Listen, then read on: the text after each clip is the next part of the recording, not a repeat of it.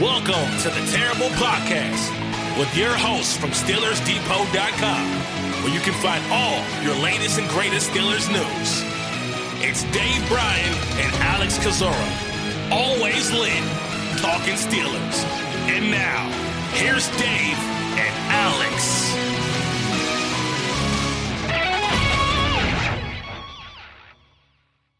Welcome to the Terrible Podcast, Season 12, Episode number 66. He's Dave Bryan. I'm Alex Kozora, SteelersDepot.com. Thanks for being back with us here on this Wednesday show as we gear up here to review what happened in Sunday's Titans game and begin to march forward to the Steelers Sunday game against the Kanas City Chiefs. Hopefully, it's still on Sunday. We'll talk about that here in a minute. No beat writer today. We'll hopefully have one on for Friday. Just a quick housekeeping note there. Dave, how you doing?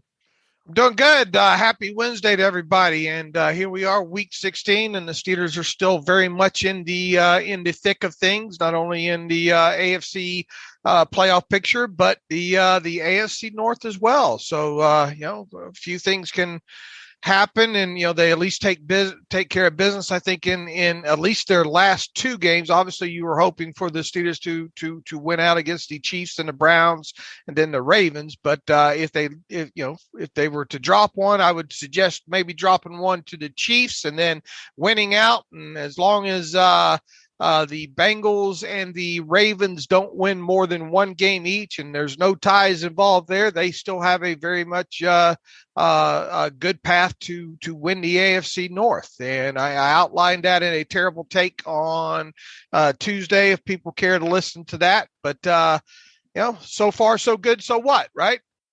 Yeah, and I even had a guy on Twitter yesterday give me a scenario where Pittsburgh could be the one seed overall. I think it obviously involves Pittsburgh winning out, and then I think everyone else losing every possible game. But hey, we'll dream for a moment, Dave. Hey, easy there. I'm only on my fourth cup of coffee right now. So, look, I mean, they still very much, what I would consider control their own destiny right now. Even though I guess technically 3 wins in a row probably wouldn't guarantee you anything, but I sure would like the chances of a 10-win team with one tie to get in some form or fashion there. But there's definitely some key games coming up here down in the final 3 weeks here. Definitely. All right, Dave, let's talk about some of the more minor housekeeping stuff, some practice squad moves that are pretty typical of late in season kind of things, also some COVID-related issues as well. The Steelers the other day have activated defensive back Lyndon Stevens off the reserve COVID list, and so they released cornerback Isaiah Johnson off their practice squad, who they signed about last week, I think it was, there just to replace Stevens for those couple of days. Same thing along the offensive line. Offensive guard Malcolm Pridgeton, who had been on the practice squad the entire season, joined the Steelers late in training camp this summer, was placed on the reserve COVID list. And yesterday, the team signed Nathan Gillum, an offensive guard out of Wake Forest, spent time with the Chargers in 2020 and 2021 to the practice squad as kind of a placeholder there until I assume Pridgeton comes off of COVID. Right. And hopefully later on today, we will get maybe some positive news, maybe get Montravius Adams back off of the COVID list. And I think Mike Tomlin let us know on Tuesday there that it sounds like Kevin Dotson will have his 21-day window open at some point today. So we have the post ready to go for that this morning, expecting that to happen. Whether or not Kevin Dotson makes it back this week, I would think it's I don't like the chances of it, but it's not impossible, as I like to say. I would think more along the lines against the Browns in week 17 would be ideal. But look, at least he's back. It sounds like he's going to resume practicing on Wednesday and then see where it goes from there. And then obviously J.C. Hassenauer resumed practicing last week. He did not get activated to the roster for the game over the weekend there. So we'll see what happens with him come Saturday this week.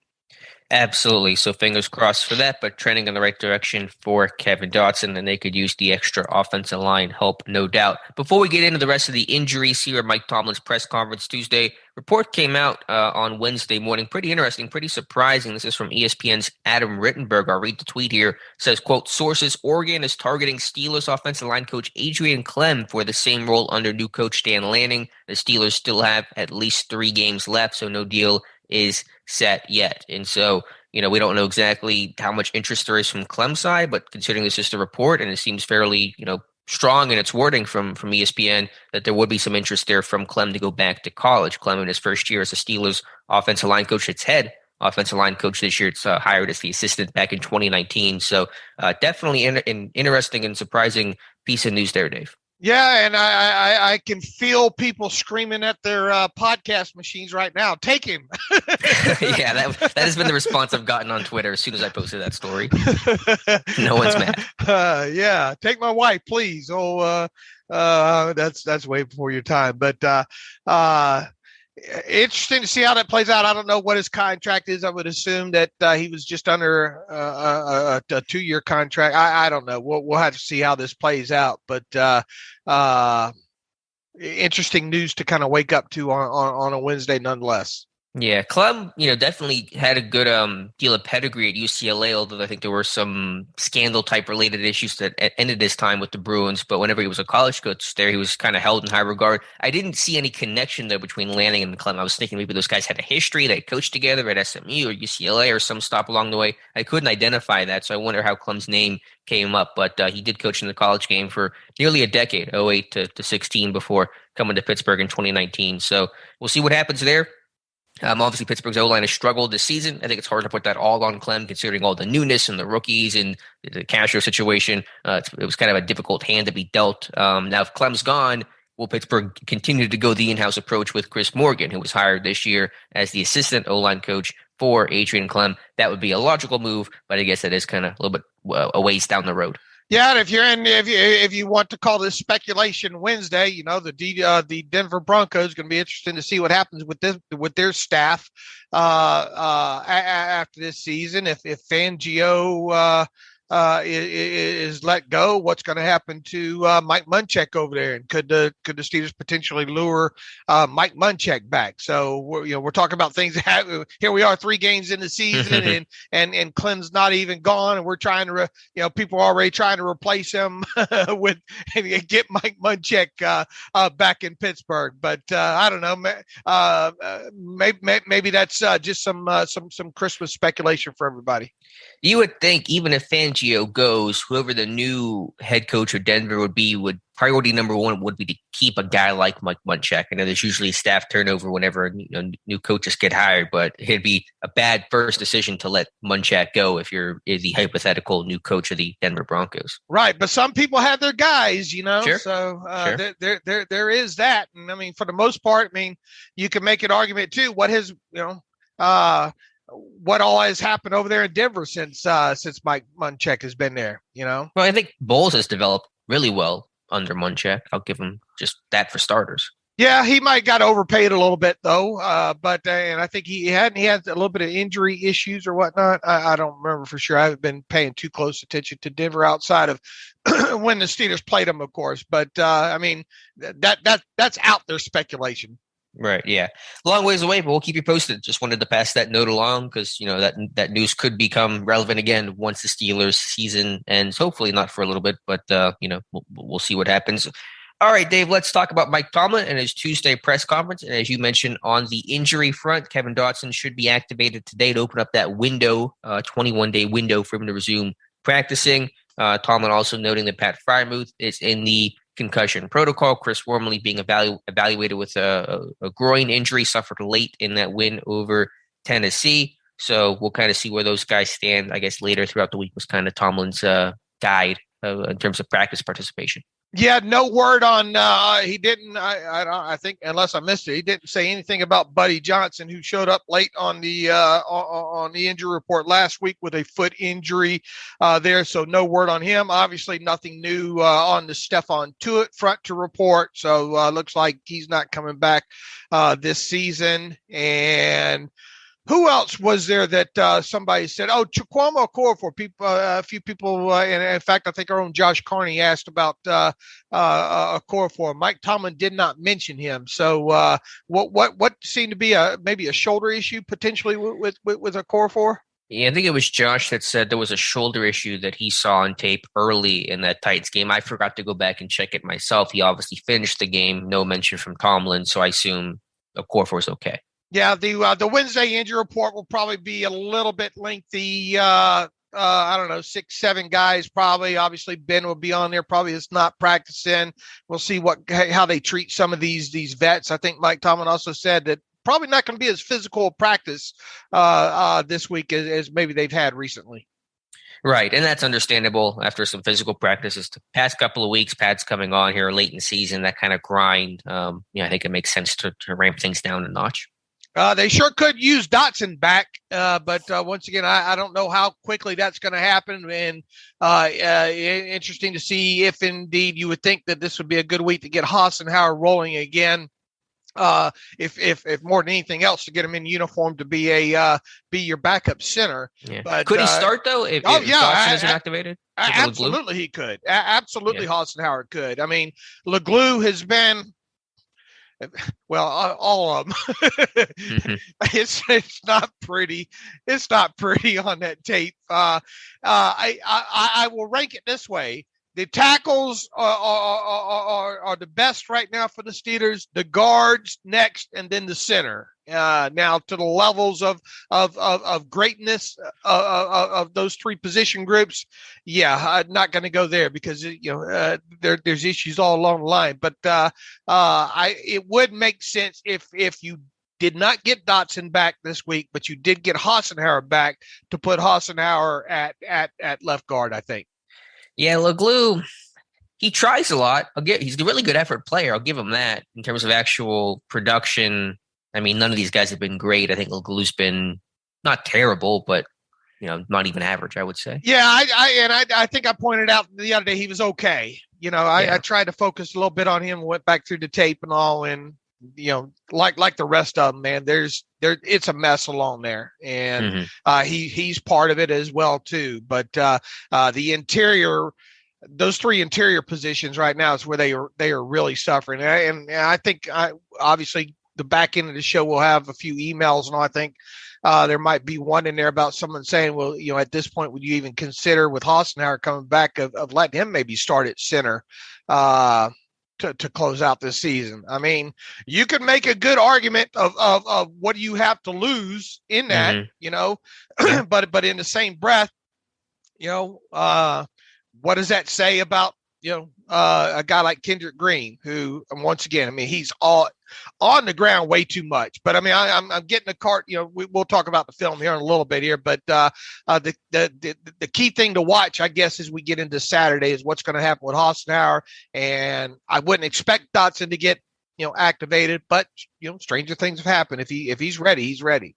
Should mention as well, and I'm getting a retweet here from Ian Rappaport that times it up pretty well. His tweet says, no new positives for the Chiefs today. The team has been hit hard by COVID in recent days, but no new cases today. And I guess we should mention that probably right now before we get back into Tomlin. The Chiefs there have really, I think, up to 10 players on COVID right now, including big names like Travis Kelce, wide receiver Tyreek Hill, kicker Harrison Butker, one of their starting linebackers, Nick Bolton, cornerback Rashad Fenton. And so they have been just really hit hard by COVID under new protocol. It does sound like those guys could come back earlier than in past rules. And so we'll have to wait and see. And so Rappaport's tweet about no new COVID cases is good from the standpoint of, obviously, you don't want more guys potentially being sick, but also the odds of hopefully the game not getting postponed and rescheduled the way the games did this past week. So hopefully that's a sign that maybe those guys will get back healthy and activated, and Steelers and Chiefs will still play on Sunday. Boy, I hope so. And, people, obviously, that's going to be the big talk for the next several days here. And, I learned my lesson about speculating about that stuff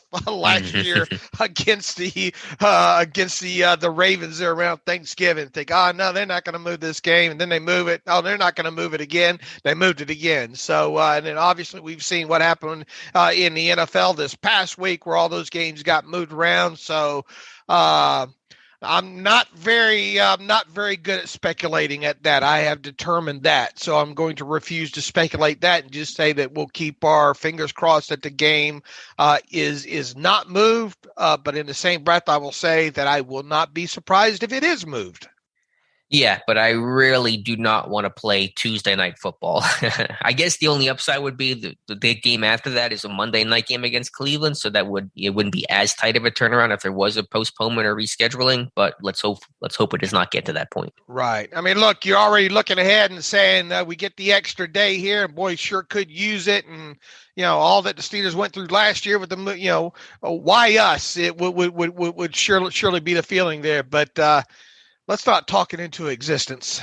Yeah, but we'll see on Kelsey and Hill. Obviously, those are the two big names there. They're two star players, and Bucker's a great kicker, so he shouldn't be overlooked either. And I think the odds are good, especially for Kelsey, of getting activated in time. But we'll just have to wait and see.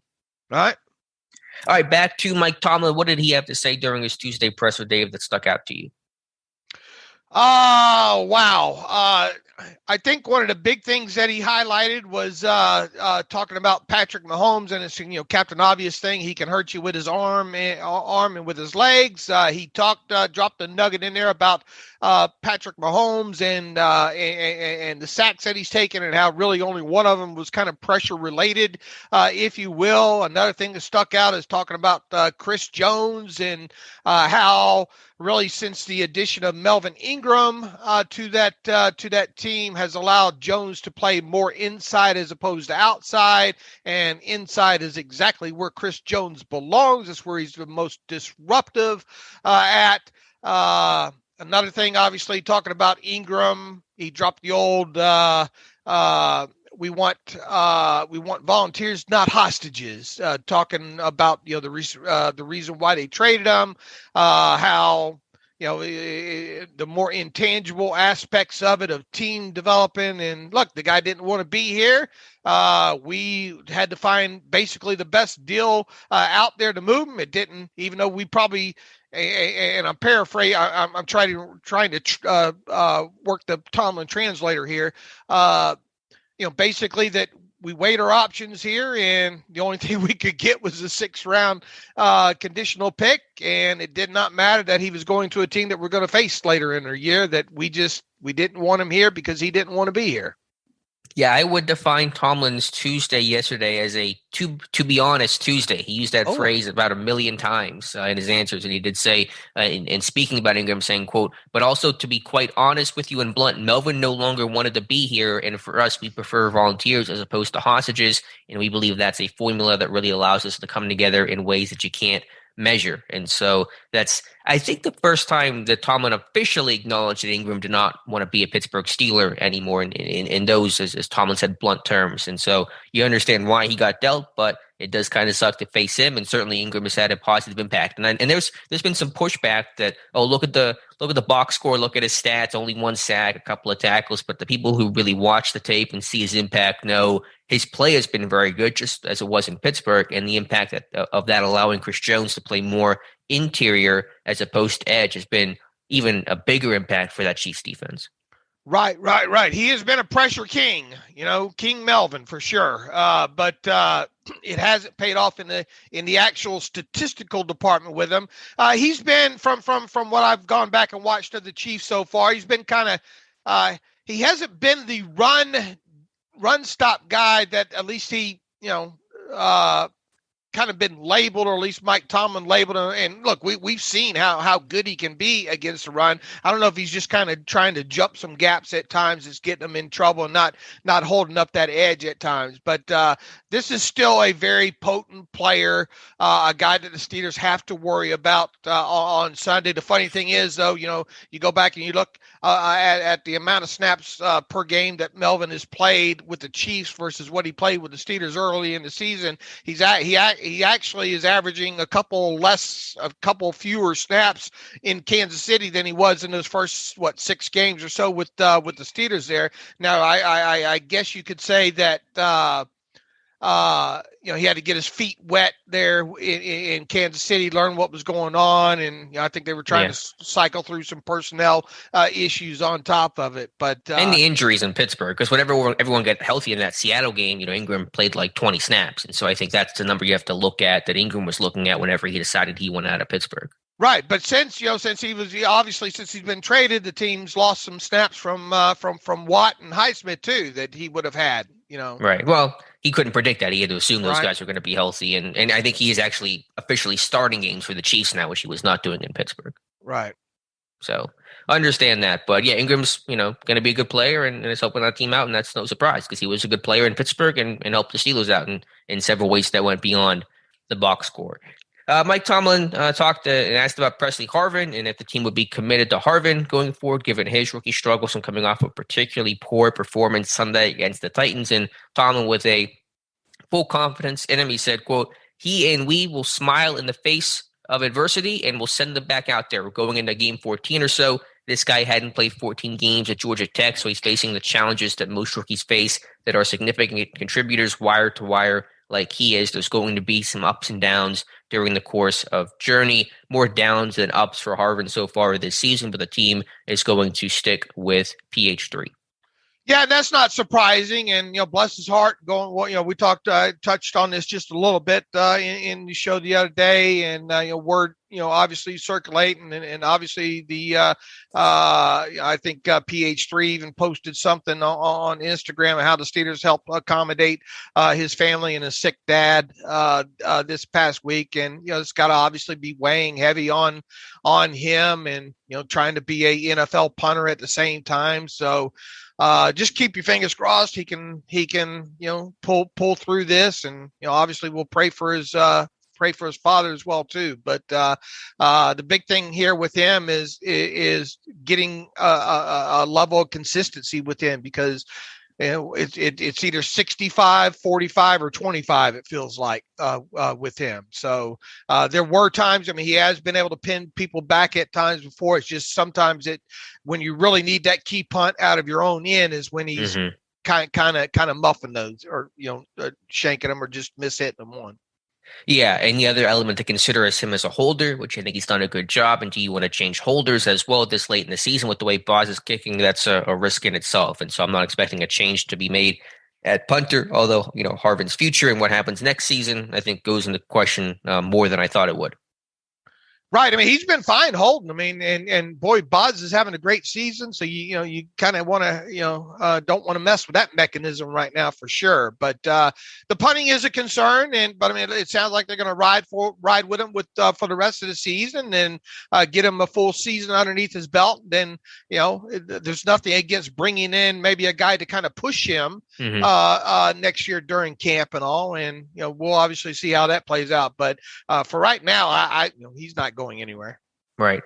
Mike Tomlin asked about the Steelers' run defense and those issues, and if he was happy with any sort of improvement going forward. And he again praised Minkah Fitzpatrick for the job that he did. 102 tackles this year for Minkah Fitzpatrick already, and there's still 3 games that he played, and he missed a game. So, he's literally going to set a record for most tackles by a DB in Steelers history. He has had to make those plays so often, and he's done such a good job at that. And if it wasn't for him, this run defense would somehow be 10 times worse. If there was a question about any part of his game, maybe heading into this season with him, it's how is he coming downhill and making kind of those alley stops and all like that. And I think he's answered that question. Look, he's still going to, when he tries to shoulder tackle, he knows, and I think he said even earlier this week, he's had tackling issues. He acknowledges that kind of stuff, and he's working on that kind of stuff. But I think more than anything, unfortunately for the Steelers defense, is we've learned that Minkah is even a more well-rounded safety than going into this season. So it's one of those, you hate to have to find that kind of stuff out, but we have enough evidence now on tape that, he can be that safety, if you will. And safety meaning the last line in the defense, and he's made some tackles in these last couple of games that probably could have ended up in the end zone, much like happened against the Lions earlier in this season here. So is that going to be enough to get him in the All Pro, another All Pro? I don't know. It could, it very well could, because obviously he's down in the takeaway department this year, but that's not something really that you can plan on, with takeaways. So I don't know. Maybe those stat book scouters will look at his high tackle number and say, hey, he's been an All-Pro before. This proves that he belongs again. So we'll see. We'll see. Fingers crossed. And by the way, Pro Bowl rosters will be announced tonight, I think at 8 p.m. We know that TJ Watt basically going to be one of those guys, hopefully Cam Hayward, and so we'll have a post on that later tonight. And Fitzpatrick himself had said, even during the course of the season, he realized his tackling had to get better, had to be better with his angles, his eyes, because I think he found out pretty quickly, I'm going to have to make a lot of tackles this season, and so I better get pretty good at it, or it's going to be bad for everybody involved. Yeah, it's one of those things that once again, it goes back to, unfortunately, we found out that he can be a good tackler, kind of thing there. Ideally, you want your safeties maybe to only make, 3. Well, actually, you don't want them to have to make any tackles, but if your front guys and your linebackers are obviously eating up those tackles, which is normally a case, then that means that either passes aren't getting completed down the field, or no runs are getting through up past the second level there. So it's one of those goods, but buts, added on to it there. But look, props to him, because it was an issue earlier in the season there. Not just him, obviously, but his tackling has come around. He really has made some key stops that have stopped some bleeding, if you will. Finding out your safety is really good at tackling in the open field is like finding out your pilot's really good at crash landing. Like, it's good that he can do it, but you wish you wouldn't have to be in that situation more than, once in your life. Absolutely. And so basically Tomlin's response to that was also saying, look, we have a really young defensive line, and those guys are going to make mistakes. And so, that's the reason why this run defense is struggled, because it's a young, inexperienced D line, and you're just going to be outgapped, and you're not going to get that same down-to-down consistency. Because you don't have Tuitt in there, you don't have Alualu in there. You're asking Mondo and Davis, Buggs, etc., to be those guys, and they're going to make mistakes. And so that's basically what Tomlin is blaming the bad run defense on. Man, you look at the tape, and every week you wonder, man, can it get any worse? And then once it again, does, and it does. And again, against guys with Dante Foreman, and who was the other running back that they had the other day? McNichols. Yeah, McNichols. Hilliard. And they were missing their left guard and Roger Saffold, and you turn around and another 201 yards. I mean, this team is up over 2,000 yards rushing allowed. I'm not sure what the number of yards is. They've allowed 200 yards in 3 games this season, and in consecutive games, which is just pitiful. Right. I mean, and look, I mean, if not for those turnovers in that game the other day, they probably lose that one. But what else did Mike Tomlin have to say that caught your eye? Let's see. Talked about Hayden and Spillane and Davis kind of rotating in. Those guys obviously being on pitch counts. Hayden, especially in that game, rotating with Kella Witherspoon at left cornerback. And so I think we'll see Hayden's snap count continue to rise as his kind of legs get under him and there's more conditioning. Although Witherspoon has played well. And so there's the debate about, do you want to continue rotation there, or maybe, obviously you're going to have Witherspoon involved in dime packages, but do you want to eliminate Witherspoon in a big chunk in this defense, even though he is playing pretty well for this team right now?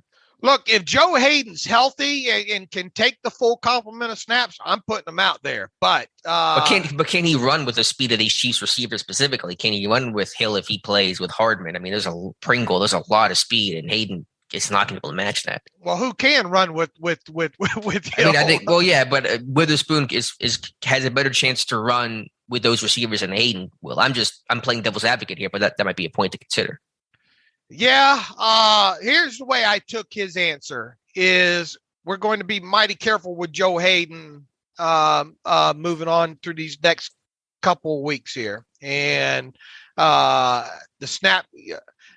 pitch count with all three of those players, Davis, Robert Spillane, and Joe Hayden, will continue, but we might see it go up is the way I took it there. But look, Witherspoon's played okay, but I don't know if I want him taking the lion's share of the snaps out there. There was another play I think in this game where Hayden comes up and kind of helps set the edge. And that's another aspect that you're probably not going to get out of a guy like Witherspoon. Sure. No, I agree wholeheartedly. I think Hayden's one of the better run-stopping corners in football, but is that going to be your primary focus and emphasis against the Chiefs, where they're going to throw the ball all over the yard? Well, I'll say this. At some point here, maybe after this week, Joe Hayden's foot hopefully should be fine. And what does that say about his future past this season if you can't put him on the field for every snap? Yeah, well, I think we've kind of known that writing's been on the wall. This guy is, he's 32, he's going to be 33 next year. He can't run like he used to. I'm not saying they're to bench him or to not play him or that's even going to be a thought, but I'm just looking at the matchup here. I mean, Witherspoon coming out of college ran 4.45 at the combine, and I promise you Joe Hayden no longer runs a 4.45. Okay. All right. I see where you're going there. All right. Yeah. I mean, well, here's the thing. I don't think, just looking at this coming game, I don't think Joe Hayden's going to play every snap against the Chiefs. Right. Yeah, that's basically my point. All of that was to say it'll be very interesting to see what the rotation is there between Hayden and Witherspoon, and it feels like Sutton's like the only every down guy that they have right now at corner. And when you look at the inside linebacker position, how they rotated those guys around, I could see sort of the same thing happening this week. It was, looking at your charting and all, it was a bit curious that final 13, 14 plays, whatever it was that the Titans ran on offense. Devin Bush wasn't out there. Yeah, but was that just part of the natural rotation? Was it like his turn to be sacked? I don't know. Because they were rotating Schobert. I mean, the charting should note that pretty clearly because they were basically rotating every other series. One of those guys would go out. Spillane, the first series, would go out, and replace Schobert. And the next series would replace Bush. So it might have just been that plus some of the dime stuff that Pittsburgh ran as well. Marcus Allen played dime packages. So maybe that means something. I hadn't looked at the charting to see what the pattern was, but something to consider. I think whatever it was, we're going to see it again against the Chiefs. I think you're going to see some sort of rotation there with those three inside linebackers for sure. Absolutely. Anything else from Tomlin? Talked about how Arrowhead's going to be a problem. That's always one of the toughest places to play in football. And so the crowd noise and just some of those intangible things certainly is going to be an issue for the Steelers. Doesn't know much about Pat Freiermuth, but does know that if Pat Freiermuth cannot play against the Chiefs, that the options will be in-house there. So not overly surprising when it comes to that. They do have who's the kid on the practice squad? Jace Sternberger. Yeah, that would probably, but they didn't. Normally, you can get a clue by who they protect and all like that too, but not that anybody's going to come pilfering that tight end. But just keep your fingers crossed that Freiermuth clears protocol and that if need be, Kevin Rader, who and Mike Tomlin didn't mention him. That was the other guy that Mike Tomlin I think did not miss, and because Rader was. Ended the week, I think last week, questionable with a hip injury. He wound up inactive. Not surprisingly, even if he didn't have the hip injury, probably wasn't going to dress anyway. But if they can get Rader back as a full practice participant this week, if indeed Freiermuth can't go, then I would think Rader would be the guy that just takes his spot. Right. Yeah, the protected practice squad list, I get its intent. I'm sure it has its value and purpose, but it does make me laugh sometimes. It's like no one's taking Daniel Archibong or Chad Green. I have to kind of laugh at that sometimes. It should be like it'd be protect one guy, just, the one main guy that you're really worried about getting poached. Yeah, but I mean, in the same breath, I do understand it because, sure. You have injuries at that position and Lord knows how COVID might impact your roster during the week there. What's going to happen if you get assuming that Montravius Adams comes back from the list this week? Who's down?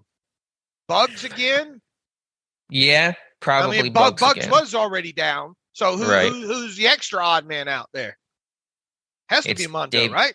We've been saying that for half the season, and the guy he will not go away. So I mean, I'm not going to sit there and say it will be Mondo. I think it'll be either Mondo or Carlos Davis. Those are the two guys, unless Adams himself would be inactive, which I find unlikely. I don't think Davis played I think he had one good snap. I think I saw from Davis. I don't know. I saw two. Two, okay. But I know it was his first game back in a while, and so I don't want to draw any big conclusions there either. I thought Loudermilk showed some good stuff on tape. We'll get into it a little bit there, but still, we're pointing out. We're trying to point out a few positives here, and we have our roster move here. Let's see. Played Zach Banner and linebacker Marcus Allen on the reserve COVID list. Yeah, Dave, that's really unfortunate to hear with Banner and Allen. Hopefully those two guys are okay. And so, again, those guys could return, quicker, even in time, I think, for maybe Sunday's game, maybe based on new updated NFL protocol. But we're still trying to feel out what this new protocol is like and exactly how it functions. And so we'll just have to wait and see. Absolutely. But in the meantime, if Banner stays on that list for through the week, we found the spot for J.C. Hassenauer. Yeah, there you go.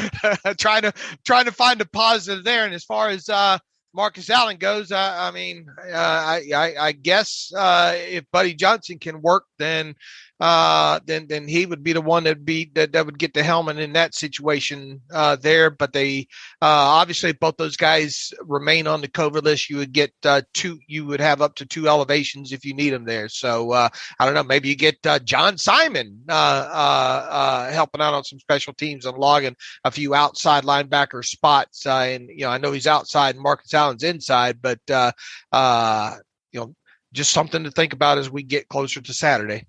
Right. I know there's been a lot of questions from fans. The NFL was reducing the number of tests. They were only going to test guys who were symptomatic. They weren't going to do the weekly tests for everybody on the roster. So why is there still such a surge in COVID cases? There's spot testing. So they'll take a guy from a position group, or they'll take a couple of players and just randomly test. There's some, I guess, control there. Guys that are obviously symptomatic will be tested, and guys can request voluntary tests. If they want to be tested themselves just to know where they're at, they can do that. So it shouldn't come as a surprise to see these COVID, tests continue to be on the rise. Yeah, now we just we'll wait and see how quickly they can get back now. So never a dull moment in these times, right? Definitely. All right, Dave, let's jump into the all-22 tape of this Titans game. We'll start with Pittsburgh's offense, or lack thereof. It was more offensive than it was offense in this one, just because, I'm going to put together a little Twitter thread in a little bit here on Wednesday just to kind of look at some of these plays that are just fundamentally poor. Not even just, a guy missed a block, or, they threw an incomplete pass, or we look at the defense made a great play. Just some JV, unfundamental, unsound football from Pittsburgh consistently, continually against Tennessee. So that Twitter feed's going to have 48. It's about to, if you can, until I pass out after like 21 and I just quit and walk away. 48 videos, clips from the all-22 from the offense against the Titans. Oh yeah. Oh, you mean I see what you're picking. Yeah, every single play. I'm a little slow on the draw today. Taking up what you're putting down. That's what. Look, I started on the defense. I was smart. I went. When I got the all-22 tape, I went straight to the defense there. I went offense. That was my mistake. Oh, shame on you. But where do we start, Alex? I'm proud I started with the offense. I had my Brussels sprouts before I had my desserts. So. Okay, all right. Yeah, boy. you can't eat your meat if you don't have any pudding, right? Something like that. But that's a Pink Floyd reference. Over my head for you there from the wall. What's that even? Is that a lyric? What's that a reference? Yeah, to? Well, it's in the song. Another brick in the wall. You can't have your meat you can't have any pudding if you don't eat your meat. I got it wrong, and I was alive for that. Too many drugs. Don't do drugs, kids. But that's from Pink Floyd, The Wall. You know some Pink Floyd stuff, right? Barely. I know they're album covers cool looking. The wall is absolutely in the movie. You would have to you need to be a little bit enhanced, I think, to get the movie. But that always used to play at the midnight movie when I was growing up, and you go to it bombed out of your mind. And but anyway, little Pink Floyd reference for everybody on this Wednesday morning. Where were we? We're talking about the offense being offensive. But you also need drugs to watch. Right, and that's not a brick in the wall for sure. It's missing several bricks in the wall there. What did they do right It's a very short list. I thought their perimeter runs was the best element of their run game. They ran the reverse play to Claypool. They did a wind-back run to Deontay, and they had a toss play to Najee. They could not run interior for crap. They could run outside. They had some level of success. There were at least 2 runs that I think Najee missed. One of them was right up the gut, too. He has got to in a land where 3 yards is good, 5 yards is even better. And he might have even been able to score on that play. I think at the very least, a guy of Najee's size and the demeanor and the way he runs, you've got to make that. I think it was the linebacker coming up there that actually Kendrick Green got to and seemed to have a little bit of hold of there for half a second. You've got to hit that right up the middle. You have to make that linebacker come off that block and try to arm tackle you, and that's what was looking like might have been the case had Najee not hesitated and cut kind of to his right there. But so look, I mean, it obviously the offensive line is not great, especially the interior portions of it. But in the same instance, if Najee sees something like that open up, he has got to hit it, and he's got to get the 5 yards instead of the 3 yards. And who knows, maybe you break one of those for 12, 14, 18, 23 touchdown type of situation there. What else positive? Because I think you just hit on them. There wasn't really a lot there overall, and I think more, especially in the passing game, a lot of what the Titans did and making sure that they did a good job of self scouting in game to show the Steelers one thing on a look on maybe what they would do with their corners and maybe a blitz, and then not do it in the same situation the next time. And that kind of had the Steelers a little bit confused and throwing up underneath, thinking they were going to run after the catch, and couldn't do that either. So it is twofold, with most of the fold being the inability of the run game. And look, any part of the passing game that seemed to work was a result of Ben getting the football out quick, right? This team still can't run running back screens. Another play that was really successful was that tight end screen, one play after Pat Freiermuth left the game. They really set that up and timed that out well. And little Ray McLeod out there, give Ray this. He's not afraid to try to block.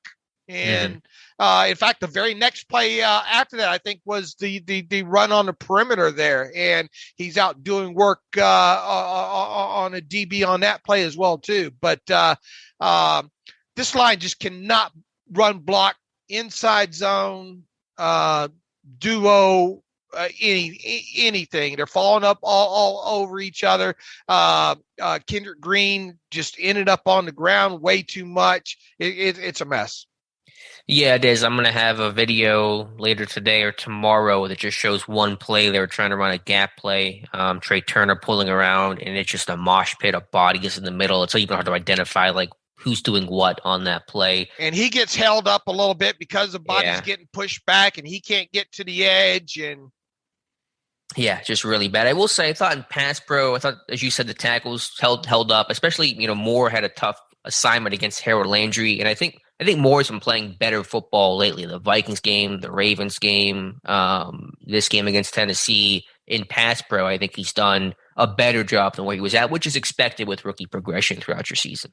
Right. And then, so a few dubious kind of play calls mixed in on top of it. The 3rd and 4 red zone slot fade to Ray McLeod. Ray, I believe, has one career catch of 20 or more air yards in the NFL. Yeah, I mean, he's been in that.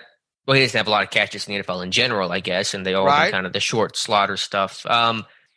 So why in that situation are you going to run a slot fade to a guy? Yeah. Well, it's an RPO. I mean, it's an RPO. And so your options on that play, it was interesting. It was the Steelers were -1 box count, but Tennessee had 2 DBs in the box. And you kind of thought, could Ben have handed that one off? And I think Najee would have had some room there. But I mean, Claypool's not an option on that play, right? Because he's running the slant. He's running kind of in the middle of it all. So he's not an option. And so it's kind of that pick rub route, that slot fade slant. And so if you're not going to hand it off to Najee, your only option is to kind of really throw it to McLeod. Right. I would have done maybe some sort of spot or something, well, then you're running as in McLeod running a corner route? Just something more to the outside, I think. Something that could get you 3 or 4 yards easily, because it was a 3rd and 4 situation. Right. Yeah, but I mean something more high percentage. I mean, obviously, it's part of the RPO, right? But I don't know if I didn't like the decision. If you're going to run that, put somebody else in maybe put Claypool in the slot. That's a good point. And work that. Yeah, I think that's a fair critique for sure. But I just wonder, it goes back to the idea of RPOs and, what is the right call? Is it always box count based on, are you +1, are you -1, are you even? Is it based on the formation you're getting? Is it based on the personnel that they have in there? It'd be a good question for Ben to be asked. I'm going to guess he was not asked about that today when he spoke with the media. But in the same breath, the RPO for the most part is the thing that they have the most success with.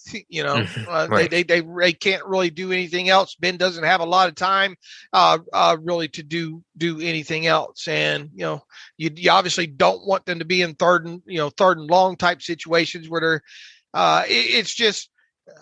And then you have Najee ducking a screen pass. I saw that. That made me laugh.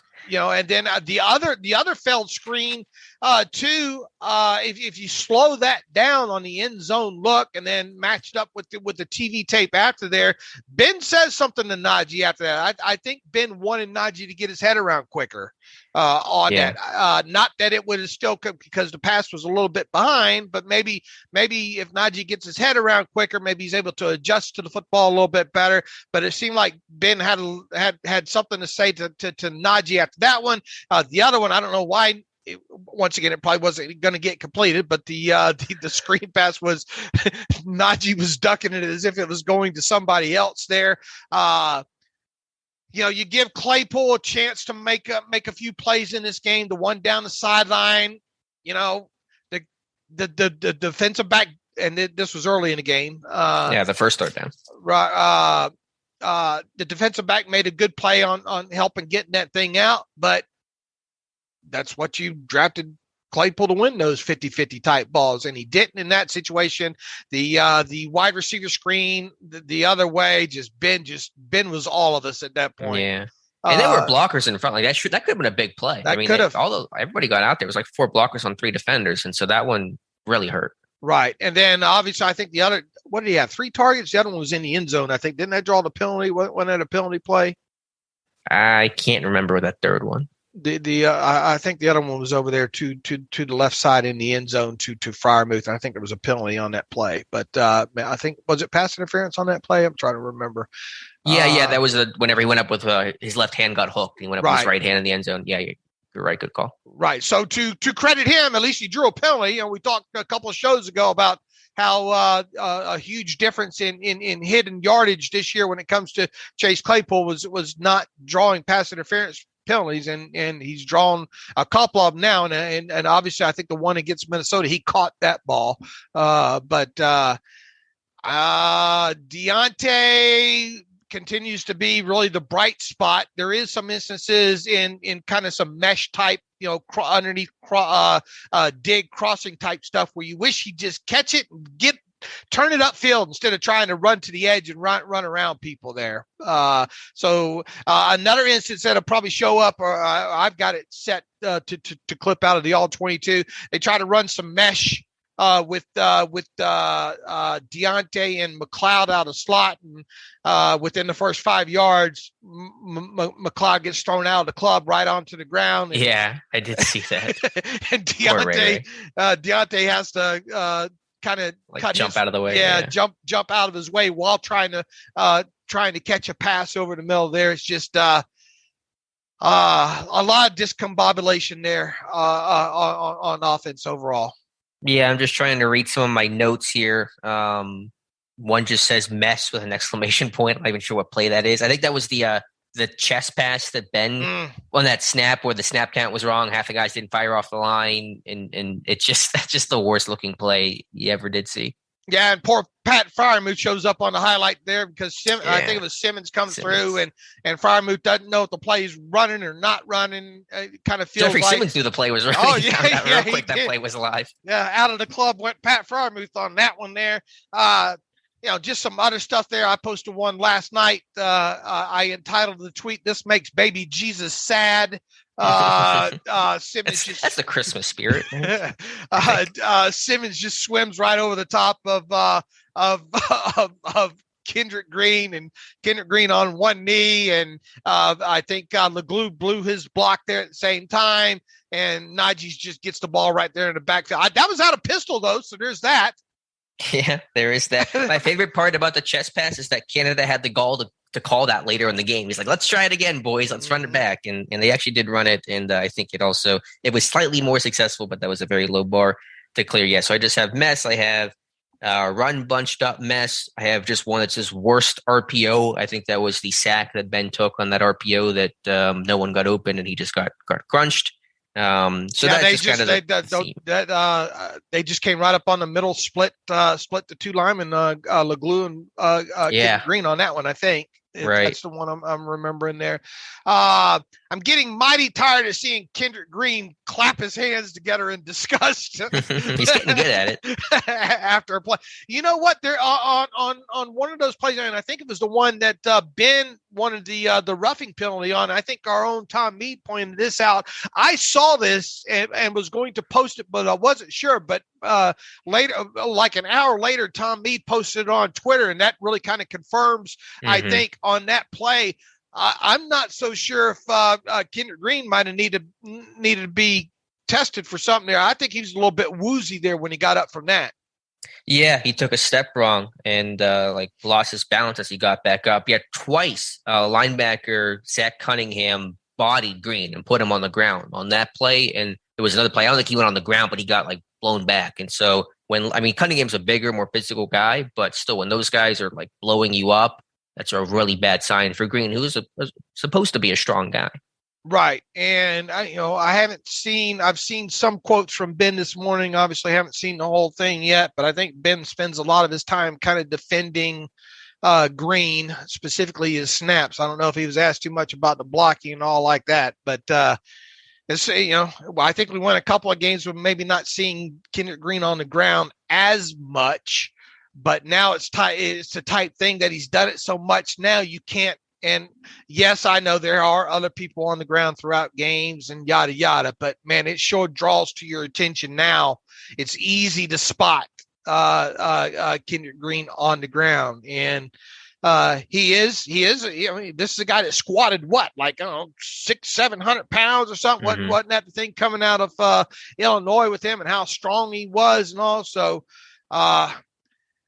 this kid's going to have one heck of an offseason, that's for sure, because he's going to have to really become the technician, as we've said several times already. Yeah, I thought Trey Turner had his struggles as well, trying to pull. He's just not explosive out of his stance. He can't pull. It's going to be one of the highlights, I think, when Dotson gets back, which I don't think it's going to be this week, is maybe they could start running some more power going left to right, because Dotson's obviously the more competent puller at this point here. And maybe you can run some of those same things that you've been running, kind of molly guard pulling, out, as a key sometimes. Maybe you can start doing some of that stuff with Kevin Dotson, because that's just not Turner's game anymore. And it hasn't been for a couple years now.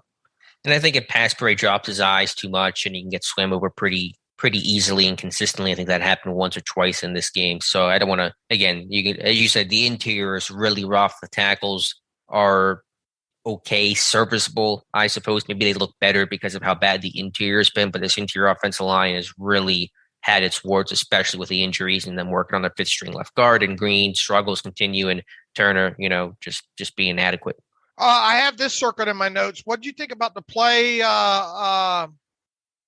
Chase Claypool seemingly not knowing what his route was on one of those snaps. Pat Freiermuth was attached on his same side, on the right side there in a down position. He even looks over at Claypool and And then anyway, both the ball comes out quick to the left side to, I think, Johnson on that play. But Claypool and Freiermuth essentially run the same route over to the other side and in the same position on the field. And you can visibly see Claypool ahead of that play say, with his hands like, what am I supposed to do here? I didn't. Do you have a timestamp for that? I don't. I'll have to pull it. But okay. that stuck out there for sure. Yeah, it's disappointing that there's still miscommunication and those things happening at home, no less, late in the season.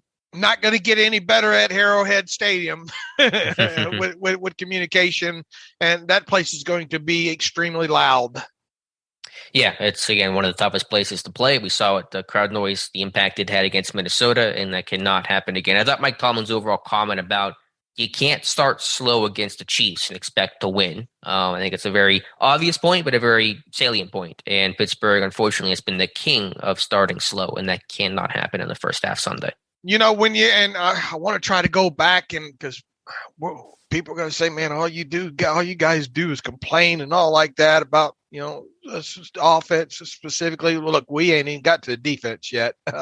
But this team didn't have very many what you would really term successful plays overall. And unfortunately, one of them was a quarterback sneak by Ben Roethlisberger. Another 3 or 4 of them there were against kind of a prevent defense late in the first half, where you just easy pitch and catches to Pat Freiermuth in the middle of the field. One was the tight end screen over to the left side that we talked about. You already talked about some of the outside perimeter runs, specifically by the wide receivers. One other run by Najee Harris, maybe to the outside there. Trying to think what else. The throw from Ben to Washington on the final play, offensive play of the first half, was nice. I mean, Ben held the corner underneath with a pump fake and then ripped it to Washington on the corner. That was a really good throw. Okay. Notated. What else? I think he about covered it. Yeah. So one of those was a quarterback sneak. Oh, the kneel down was successful. Yeah, it was well executed. The Banner kneel. It's back. It's a little less funny when Banner's making $4.5 million per year for kneel downs, but I appreciated it. Once again, I thought McLeod, at least from a blocking standpoint, showed some effort there. I really like Najee's effort. The little things he does, even on one play where Simmons batted down a pass and Najee was kind of on the other side, he ran back and picked up the football because he wasn't sure what happened. And so, Najee talked about that with reporters last week, almost calling people out and saying, like, we need to see more of those effort and little plays. And I think Harris is very good at throwing blocks in space on receiver runs. He does those little things well, maybe better than any other player on this team, which is kind of sad to say because a rookie is showing more heart and effort than some of these other guys. Right. Would be nice to see him run through some sort of consistent offensive line play at some point, see what you really have there. Yeah, it'd be nice for me to drive a Lamborghini, and neither of those things are happening today, so sorry to say. All right, defense. Yeah, I mean, it goes back to the 4 takeaways, and I had a video today, the complementary football. I mean, your stars played well, but your other guys played well as well. Millette forced fumble, thought he had a good game overall. Sutton, Taco with a really key play, a really high IQ play to tip that pass up on 3rd and short where the ball's got up there. Coming up quick. Yeah, and so, like you said, usually you don't see those outside linebackers with that kind of length, and so to have him in that role is actually, there's some real benefits to that.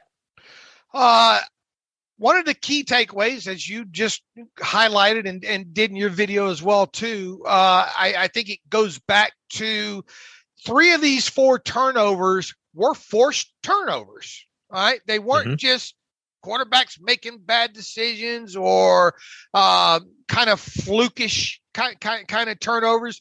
These were 3 legitimately forced turnovers that this defense had. And boy, did they need them. And the fact that you got those 3 in this game, especially the way, the playing against the run and all like that, that comes back as a huge positive. Millette, what a great punch that was on Fursker there, quickly after that catch. The hit by Sutton Lowe played a large part in that ball coming out that Joe Hayden came away with. And then as you just mentioned there, boy, Taco just having good presence to know, it's one thing to have the athletic ability and do what he did there, but just having the presence of mind situationally to know that ball is probably going to come out. And I think it's something that you highlighted, I think in your video, to know that that's going to come up, that I got to that I'm not going to get home, that I'm going to have to try to contest this pass played a huge role in it. And, Schobert, right place, right time, made a good, really catch on that as well too there. So wanted to coming away from this, and there's some spotty good elsewhere. Obviously, we've talked already quite a bit about Minka and what he did. You don't want to have to see. We don't want to be highlighting that type of good from Minka, but it was good nonetheless. Mike Tomlin went out of his way to praise Minka for that as well too. I thought Edmonds and boy, how nice that play into the play in this week after us kind of having a little bit of talk about. Don't be surprised if Edmonds is a guy that winds up back with his team in 2022, just for the sheer fact this team has so many holes. Safety's a little bit of cheaper position. You probably want, even if you drafted a guy, would you be able to get him in and playing right away? What would you have to spend on a draft pick to kind of replace him? What if you went free agency? What kind of money are you going to have to spend? Yada, yada. I just think top to bottom, Edmonds is a guy that continually popped on the defensive tape in this game. Mm-hmm. Yeah, just to go back to the turnovers briefly, and then I'll touch on Edmonds. I tweeted this as well. Not only were the turnovers important, the weightiness of it. All three of those quote unquote earned turnovers came on third down. And Millet's forced fumble, that would have been a conversion. If Tucker doesn't tip that pass, that's probably a conversion. The Sutton one wouldn't have been a conversion, but that would have been a punt and field position issue. So you're getting 40 plus yards in field position there. So not only were the turnovers important, they were all on possession downs, and I thought that was really critical in that win even more. But Edmonds, making strong tackles, a good pass breakup downfield, just more consistent, steady play, and I thought that was maybe his best game of the season. Might have been Loudermilk's best game too. There is some bad in there, but he shows the ability to set on the defensive line and get off blocks and make some plays. And 2 or 3 plays in particular really stuck out with him. And the beauty is now he's playing both sides of the line. So that's good. On top of it, got some versatility with him. So he was one of the guys that stuck out on the defensive line. Cam obviously is Cam. Cam really could have impacted a lot more plays than what he did. That long arm of his, one of the best defensive tackles in the NFL with the long arm, I think. He gets that thing wedged up in that right up underneath the neck and collarbone area there, and nobody can stop that once he gets that engaged. Goes right up in the middle. Almost got home a couple of times on that. TJ Watt, I mean, not that we need to talk about positive about TJ Watt, but he almost got home like 3 other times in this game. And either just missed maybe knocking the football out or just a tick late in a sack type situation. So obviously he was good in this game. Trying to think who else stuck out overall. Wormley had a couple of nice snaps early, especially early in this game. That the first sack, play of the game, yeah. Right, the sack on the first play of the game. Boy, if he doesn't get home, makes you wonder if that one's not standing in the end zone down 7-0 on the first play there. Yeah, I think he hit on all the key names there. And then credit to Derek Tusca. First career sack, forced fumble, set up a 3rd and 15 on that last drive. They set up the 4th down stop by Joe Hayden. We've been very critical of Tusca. The season has been very quiet. Defensively as a pass rusher, but that was a big. He's getting his face mask pulled back, and dude pops the football out. So kudos to him. His first career sack was a big one. Yes, it was. And then Joe Hayden, obviously, the last play of the game was huge. Mm-hmm. Yeah, and that just the veteran savviness and just a really strong tackle, and that's the value that Hayden brings. I don't want to say this defense. I mean, look, if you force 4 turnovers in a game. Or at least three. If you get 3 or 4 turnovers in the game, the statistics alone tell you that you're probably going to win the game. The problem was the offense couldn't really do anything with those turnovers, and that needs to change for sure. but I don't think you can kind of count. They're going to need those kind of plays going down the stretch here because this run defense isn't magically going to get better, I don't think. Right. And it's going to be interesting against the Chiefs too. And Mike Tomlin made sure to highlight this. You don't try to defend Patrick Mahomes like you would a Lamar Jackson, because I mean he's a guy that makes a lot more off platform and off scripted plays than Lamar Jackson does. Lamar Jackson, where he kills you is obviously with his legs and losing contain on him. He'll 60-yard you. And there's more design run game with Lamar than there is with Mahomes.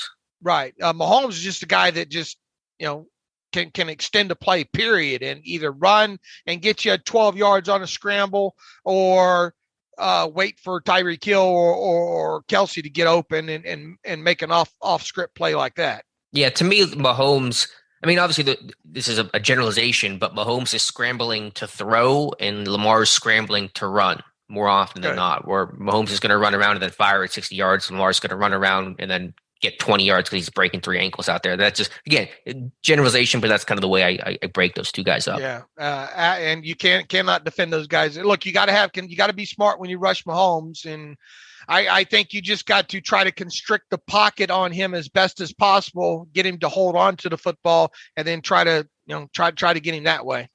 Yeah, with this Titans game, was there a central theme of how this team gave up 201? I mean, I know Tennessee ran the ball 42 times, but they still ran at 4.8 a clip, which is a pretty strong run rate overall. Was there a big picture reason of why this run defense was so poor in this game?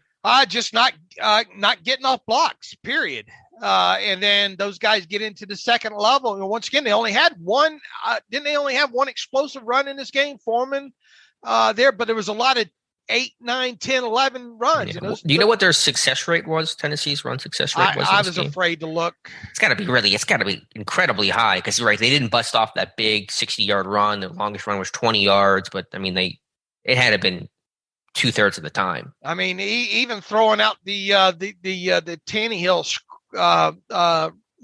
scramble runs, if you will. Yeah. Well, some of those were designed. I think he had 2 read option runs. So I think only had one actual true scramble in that game. Let's see. They had 31 and 37 runs. I haven't looked. I'm afraid to look at the success rate because it felt like it was 7, 8, 9, 12, 15, 7, 5, those type things. And they obviously stayed ahead of the change. And look, they make no mistake about it. They missed some plays. They missed the deep one down when Westbrook. No, not Westbrook. Who was the kid? It was Westbrook. Okay, got on Hayden. Got on top of Hayden there. Yeah, and obviously the first play of the game, they allowed the sack there when Julio would have been wide open for touchdown there. They're 1 of 4 in the red zone, so I mean they certainly are kicking themselves. I'm sure it felt like to me again, just broadly speaking, some of the backside cutbacks were pretty open in this game, where the front side would contain it, the back would cut things back, and then get 7, 8 yards when they didn't squeeze and close things off backside well enough, and then just overall. Linebackers not getting off of blocks. I have in my notes here, just looking for a linebacker next year that's physical and flies to the football. And I just don't think we've seen that enough from Bush or Schobert this season. No, not at all. And look, I mean, Spillane really didn't impact this game either. Too terrible. I think they had when Spillane was in the game. I think I took your charting and sorted that down. Hold on here, and I'll tell you specifically. I think. You do such a great job charting, man. Make it so easy on me. 110 yards rushing when Spillane was on the field. And probably about 110 when he was off the field. Right. So they ran for 201, so it was 90, whatever the math is there. There was one play they ran to the left, and there was a more perimeter run, and Spillane just does not have the foot speed to get there in time, so him trying to play in space is going to be an issue. The Devin Bush pancake, did you post that? I was going to post that if you hadn't, of him just getting just one arm by the backup left guard, no less, just throwing him to the ground. I mean, just really, did you post that clip? I think I have a still of it. Yeah, I don't think I posted the people have reached a point now where they're gone the other way and they're back to defending Bush. They're trying to defend Bush's game as being a huge improvement. Yeah, I mean, in coverage, he made a couple of plays that we haven't seen, the Vikings game and in this game, but in run defense, it's been. Well, we praised him. Now, look, I praised him for that play in the Vikings game. for being part of that turnover. So, but I mean, people are trying to make this out as a huge jump jump game for Devin Bush, and they're wish casting this thing, man. Once again, he is the defensive version of Kendrick Green right now. He's on the ground too much.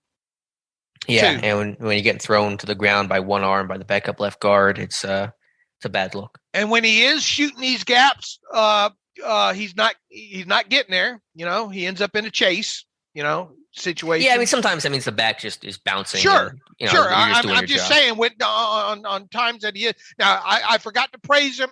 Let me back up here. I forgot to praise him, and I made sure I did it on Twitter. I won't make sure I do it on the podcast. Him drawing that hold penalty on running through that open lane. Yeah, on a would-be sack there. Yeah, they were trying to be more aggressive with their linebacker blitzes in this game, even some run blitzes to try to shoot A-gaps, make running backs bounce, and I guess they were kind of effective, but whenever you didn't get home, then there was a lane that was open, and it led to a couple of nice runs. He's not Vince Williams rushing the quarterback. No, who is? Schobert had a really nice rush, though, where he felt like it was Vince Williams for a play. All right, other than that, Mrs. Lincoln, you came out with a W. Yeah, you did. 19 points scored ended up being more points than 17 other teams. How's that for some optimism for you on a Wednesday? Let me bring it back to reality, Dave. 19 points, not enough to beat the Chiefs this Sunday. I'll tell you that much. They're going to need a lot more than that. But yeah, I mean, listen, you got the win, you got turnovers, Boss kicked well. And so, again, at this point, I mean, obviously you want to analyze these wins and try to predict how the team will look going forward, but you get wins however you can get them in December, and this team needs them. And so I don't really care too much about how you win. Obviously, you want to see this team improve in some key ways, especially offensively, especially run defense. But I mean, if you beat the Chiefs if you get 19 points and beat the Chiefs, then I'll be happy. I don't really care how you win. Just get victories. I tell you what, though, when you come out of these all 22 sessions, though, you really wonder how this team has won 7 games, to be quite honest with you. And I said it the other day, and I put it on Twitter, and I mean this. And look, I know a lot of it. You probably wouldn't be in this situation if not for some of the decision making and all that Tomlin makes and Colbert has made and putting some. If this team makes the playoffs, if this team wins the division, Alex, you got to talk about Mike Tomlin as somewhat in the Coach of the Year talk. And I'm half joking and I'm really half not in that, because the way this team is winning some of these games is just wow. Yeah, it is. It is hard to believe sometimes. I mean, most of these games have been just pretty wacky and zany and, first half deficits, second half comebacks. It feels like a copy and paste script every single week. So, yeah, it is surprising. I guess there's some credit to be given for this team ability to kind of win despite all the ugly that's surrounding them right now. And I obviously don't want to take away Ben Roethlisberger's play. I mean, some fourth quarter stuff that he's done has been really, really good too. So if this is the type, if I'm breaking down the Steelers, if I'm running Chiefs Depot this week, I'm on their Arrowhead podcast or whatnot. I'm saying, look, this Steelers team better put them away. You don't want to let this Steelers team hang around in the fourth quarter, because that's when they seem to play the best. Yeah, it's been a very clear theme, and it's just hard to understand why that is. Why it takes until the second half of the fourth quarter for, I suppose you could say, that urgency to kick in. But you just wonder, this team knows that starting slow overall in the first half of games is an issue. How are they so poor at being able to overcome that, right, and fix it? I do not have a good answer for that. I imagine the Steelers don't have a great answer for that either. Their fact-finding missions early in the games is taking way too long. Yeah, I mean, you want to gather information early, but you also want to score early, so you're not getting down, 14-0, 10-0, 29-0 early in these games. And I promise you, the Chiefs will not allow, Pittsburgh to hang around, and they're going to put up as much points as possible. So, although again, we'll see what weapons they have. Will they have Hill? Will they have Kelsey? They'll still have Mahomes as of right now, but we'll just have to wait and see. Ben commented on him getting shown in the tunnel sitting on the stairs. Says that was misconstrued. It was not even close to what people think, and I don't need to get into what it was, but it was not a moment of thinking about anything. Someone got a shot of something that was nothing, but everyone thought it was. Well, what did people think it was? Because I don't think anyone knows what it was. I mean, I've heard like 4 different theories. Waiting in line at the bathroom, right? Which, if you look, there's a couple of doors right there, which would make sense. I don't know if they're bathroom doors or not, but people thinking he's praying for Fryermuth. People think he's praying for a win. People thinking he's contemplating season winding down. I don't know what it was. I don't know either. I'm not sure. Whenever he says it was not even close to what people think, there's not one central theory of what it was. Also, I don't really care. I mean, he sat at the stairs for a second. Okay. I mean, I've pretty much moved on. I just think he probably had to just go to the bathroom, and maybe he's just waiting for one of those bathrooms to free up. I don't know. I do want to know why he put his sweats on. I don't know what the point of that is. Like maybe that's just what he does on the sideline, just to stay warm, I guess. I guess. I don't know. Anyway, I think it's a really tired topic. I think it was interesting for a second, and that was about it. So those are the questions, though, that Ben gets asked. So yep. Here we are. All right. We are. Any other thoughts here of this Titans game, Dave? No, just glad they came. Definitely a much needed victory, that's for sure. And as we said at the top of the show, this team 3 games left now, and right in the thick of things. And it's too bad, obviously, that the Bengals beat the Broncos this past week, but they've got to kind of everybody's a Ravens fan, I think, this week. Need the Ravens to beat the Bengals, and then the Bengals. Let's see who they have after that. They play who the Bengals play after that. The Pack, don't they have something coming up with the Packers? It's Green Bay sounds familiar, but I have not looked at their schedule. Hold on a minute here, and I'll tell you real quick. I know the Ravens play the Rams after playing the Bengals this week, and then obviously the Ravens and Steelers end up the season there. And here it is, right here. It says. Oh, put it wrong. You have it? Got it. Bengals go. Okay, the Bengals play the Chiefs. I'm sorry. They go Ravens, Chiefs, then Browns. That's the Bengals. Okay. So need them to lose to the Ravens. Obviously, need them to lose to the Chiefs, and then hopefully be in a position where it doesn't matter what happens against the Browns and the Bengals in Week 18. The Browns play the Packers. That's the one. Browns play the Packers this week, and look, they lost Tack McKinley. The Browns did to an Achilles injury. I speculated about Myles Garrett's groin during that game. Sounds like he's got a groin issue now. So that's going to be a tough chore for the Browns this week, I believe, at Lambeau Field. Mm-hmm. Obviously, after that, the Browns close out against the Steelers and the Bengals. And then, as we mentioned, the Ravens play the Bengals this week, then the Rams, then the Steelers, and then Steelers obviously play the Chiefs, Browns, and Ravens. So it's going to need some help. And it, obviously it starts on, if this team wins out, I'm pretty confident they're going to get in. But if they don't win out, their lone loss better be against the Chiefs, is the way I figure.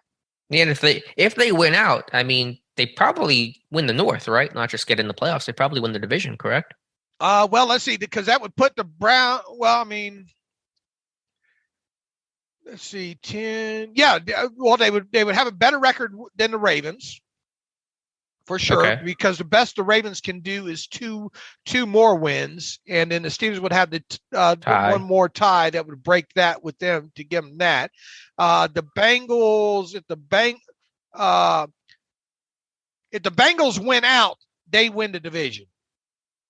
Okay, so yeah, that would be the only scenario where Pittsburgh won out. They would not win the North because they don't play the Bengals again, and the Bengals have the series win over them this year. Right. So winning out doesn't guarantee the division for the Steelers, but I would think 10 wins and a tie, man, you got to like the chances, I would think, getting a wild card spot at 100%. Now, If the Steelers win out and the Bengals do not win out, then the Steelers win the North. There's no scenario in which they cannot, lose the North if the Bengals do not win out. Because two of those wins would obviously come against the Ravens and the Browns.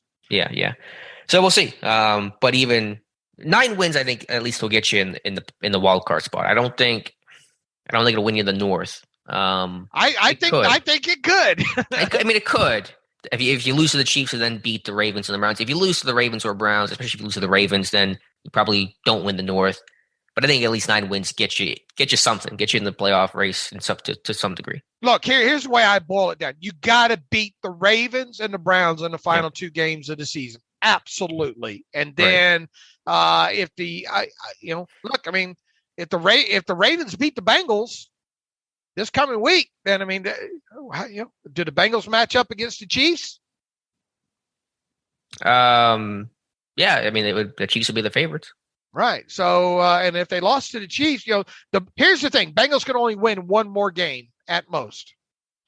Now, here's what if the Bengals beat the Ravens, all right? Then you obviously need them to lose their final 2 games. So then you could get into a scenario where you're rooting for the Browns to beat the Bengals in the final week of the season there. Yeah.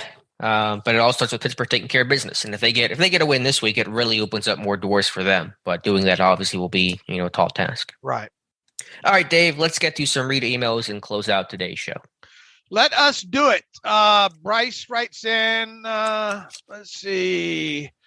Dave, I'm intrigued by your speculation that Devin Bush may not love football that much. So it got me thinking that I can also apply this line of thinking to Matt Canada and his time here in Pittsburgh based on his short stays in other places, the product on the field, and his head-scratching pressers where he treats talking to the media like he's being tortured. I wonder if he really wants to be in Pittsburgh at this point. I don't get we get it seems like we get this question every 2 weeks.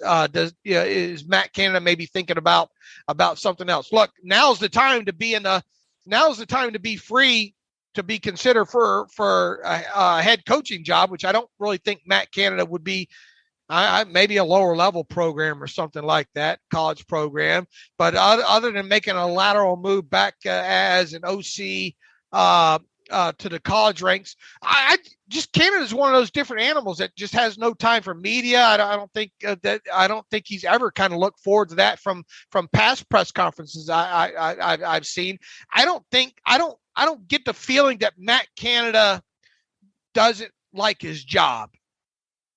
Yeah, my thoughts on that. I think trying to get in the psychological aspect of guys that we don't know, haven't met, is really tough to do. And I have to imagine he likes his job. He enjoys football. I think most football coaches do. Otherwise, they wouldn't go through the grind of being a football coach and the long hours and the mental and probably physical toll that it takes. So I'm going to assume he likes his job. I mean, I will say his career arc has been interesting because it has been a lot of jumping around place to place, not staying at any one location for too long. So, I mean, that is interesting. But I think to sit there and say that he doesn't like his job or wants out is a bridge too far. And do you view him as a my way or a highway guy? I maybe at the college level, maybe he's adjusting to not being my way or highway guy at the NFL level. Yeah, I think it's more rigid at the college level because it's younger guys. They're not there for as long. Not playing. Maybe playing for you for 2 years. They get there for 4, but they're redshirt and they're not playing their first year, stuff like that. So I think it's more rigidity to the college level. I've heard stuff about Canada that he is kind of like a my way, highway guy. He's not the best, most personable person. I don't know what's true or not. Again, I never met the guy, never talked to the guy. So those things are always tough to try to gauge. But I also say he's jumped around from place to place a lot, so you have to be adaptable because he's just been from here to there. He's not been able to put down roots in one place, and so you have to kind of adapt to the scheme and the people that you're working with, and he has done that with different places. I don't view him as a guy that we're going to be talking about as being a member of the Steelers staff for the next 5-6 years.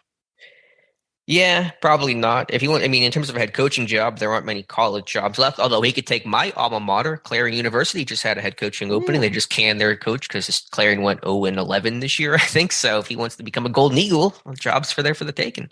Are you a huge alumni supporter for that?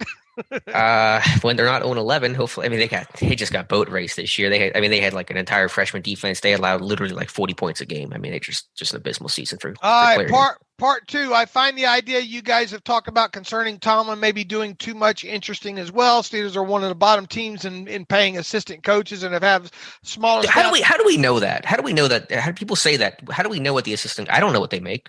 I don't know what they exactly make either. It's just been that, and we get the same question we get the same question like every 2 weeks, right? Didn't we just find out that Tomlin makes like $3 million a year more than we thought he did? We thought he made $8 million, now he makes like $11.5 million. Look, they don't publish these, right? You know? So because people and it's not just that reader, but I've seen that so much where people just say, "Oh, the Steelers are one of the cheapest staffs in football." Where is that source of information coming from? I am genuinely asking. I've never seen that. I think it just got said, and then people just regurgitated it without even knowing. That anymore. Doesn't happen. Stop it. On the internet, Abe Lincoln said, "You can believe everything on the internet." Bryce goes on to say, but do you think moving forward they need to add more coaches to the staff so these young guys can get more personalized teaching time? We don't know what they do or don't get as far as here we are thinking that just because you get more people, you get more personalized teaching time. I understand the theory behind it, but it's easier for Alex and I to deal and speculate with things that we have a better grasp on and know more as facts. These situations like this, it's a lot of speculation. I will say this, I do think at times Tomlin tries to do too much. And I think Tomlin was even asked about that yesterday during his press conference. And he says, I have depending on the week, I have more heavier hand in offense, defense than other weeks and all like that. Look, I am a control freak. Okay. So I understand why Tomlin likes his hands on so many things like this. But I do understand that delegating some things more to Alex makes probably gets a better workout in a timely fashion. I don't know about that. And makes my life a little bit easier sometimes there. So there is a give and take obviously there.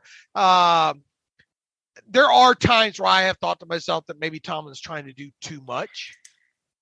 Yeah, but when you've been around the block the way that he has, I think he's comfortable doing that. He's not stretching himself thin the way that a rookie head coach might be.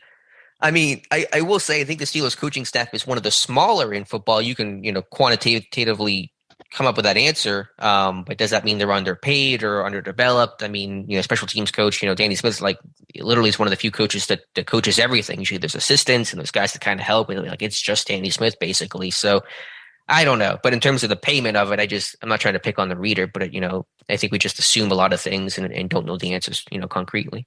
Chandler Stroud writes in, for some time, guys, I have been part of the draft first round quarterback club. However, watching this team this year, it's very clear this team's biggest area in need of renovations are both sides of the trenches. I have joined Dave in the idea that the Lindenbaum kid from Iowa is the most attractive pick right now, or at least one of the most attractive picks.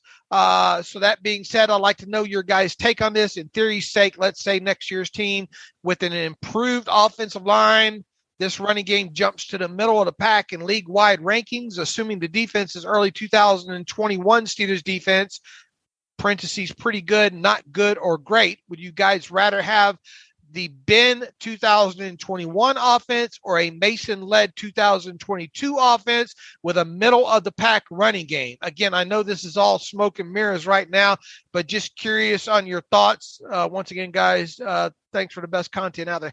Channel,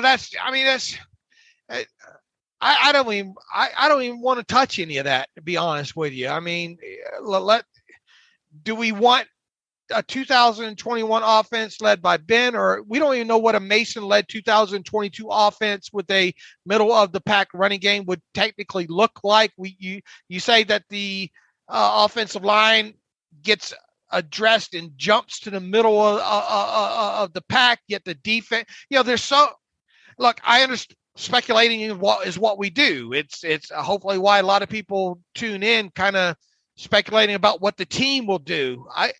I don't think so many people are concerned overall what our thoughts are, what we would do, because we don't make the decisions. I think people like our suggestions on maybe what we would do. It's just, Chandler, you got so much in there.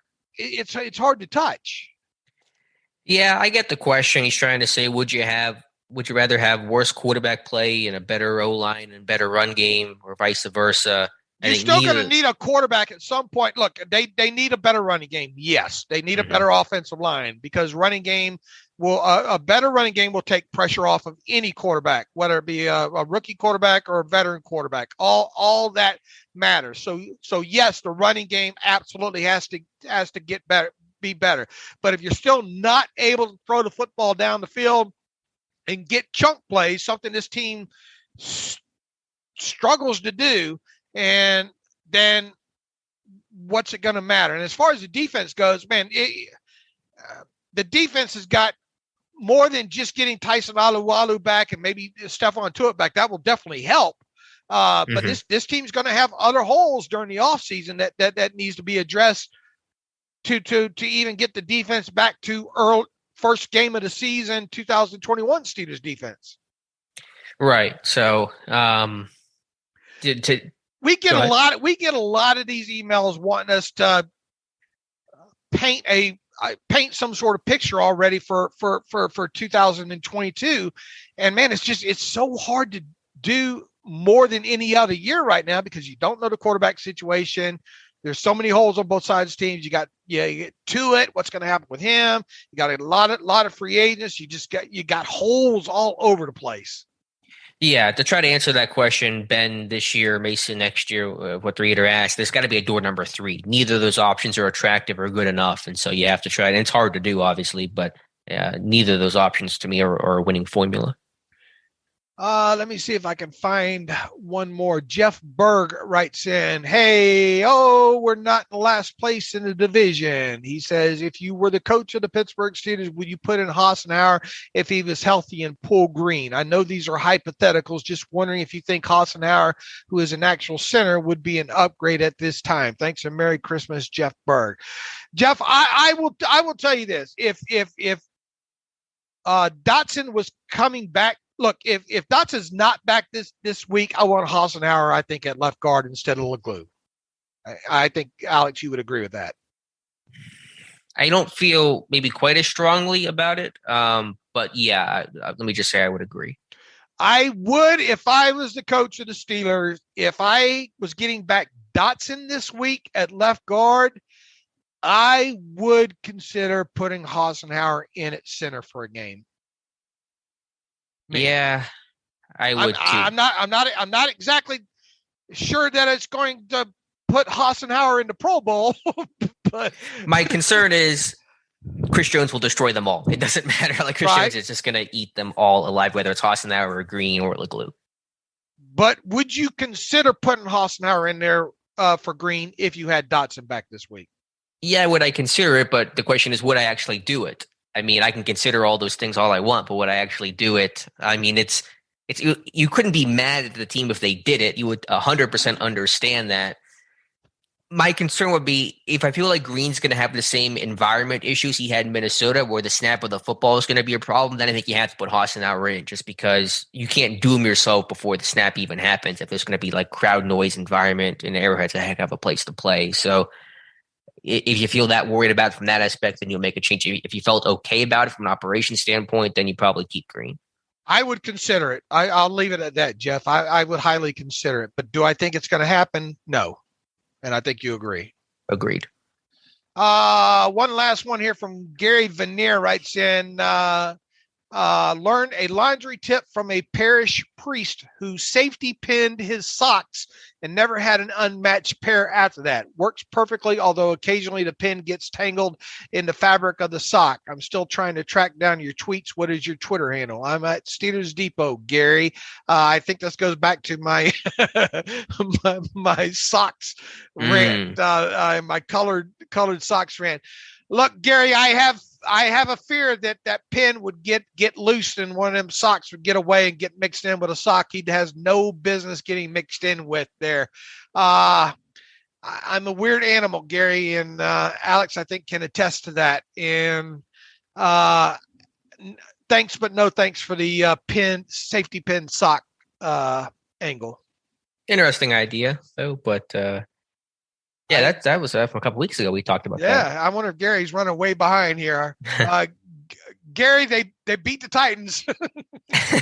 Don't spoil it for Gary. I'm such an ass, ain't I? All right. That makes a good jumping off point, I think, Alex. We will get after it on Friday. Hopefully have a Chiefs beat writer on to talk about the game. If not, then Alex and I will have plenty to talk about because we're jumping into starting to jump into the Titans film or the Chiefs film after Alex posts 45 gifts on his Twitter feed later on today about the Steelers offense, I think. But in the meantime, you can follow me on Twitter at Steelers Depot. Follow Alex on Twitter at Alex_Kozora. Follow the show at Terrible Podcast. Email the show, theterriblepodcast@gmail.com. If you like what we do and want to donate to the cause, go to SteelersDepot.com, hit the donate button up right, navigational bar. Also, if you like an ad-free version of the site, go to SteelersDepot.com, hit the ad-free button, and for $25, you can have an ad-free version of the site. Entertaining as always, Alex. Great job.